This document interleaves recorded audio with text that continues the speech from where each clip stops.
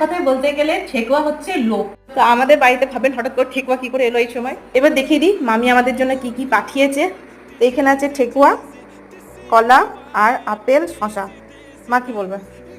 বোলপুরের বৌদি পাঠিয়েছে আমাদের জন্য। তো আমাদের বোলপুরে এক মামি থাকে, তো তাদের বাড়িতে ছট পুজো হয়েছে, যেহেতু আব্বা আজকে বোলপুর, আবদারের খাতিরে আমাদের জন্য ঠেকুয়া পাঠানো। মানে মানুষের সম্পর্ক এমনই হয়ে যায় যে কোনো ধর্ম দেখে না। কথায় বলতে গেলে ঠেকুয়া প্রত্যেক মানুষের লোক, সবাই কিন্তু ওয়েট করে থাকে ছট পুজোর জন্য।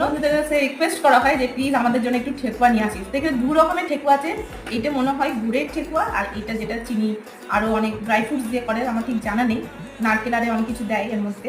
তো এখানে দুটো ঠেকুয়া আছে, একটা খেয়ে দেখি প্রথমে। মামি রক্স, মামি দারুণ হয়েছে ঠেকুয়াটা। আর থ্যাংক ইউ এই ঠেকুয়া পাঠাবার জন্য, খুব সুন্দর খেতে হয়েছে। আর এইটা চিনি তৈরি করা না, এটা মানে চিনির একটা গুড়ের খুব সুন্দরভাবে করা হয়েছে।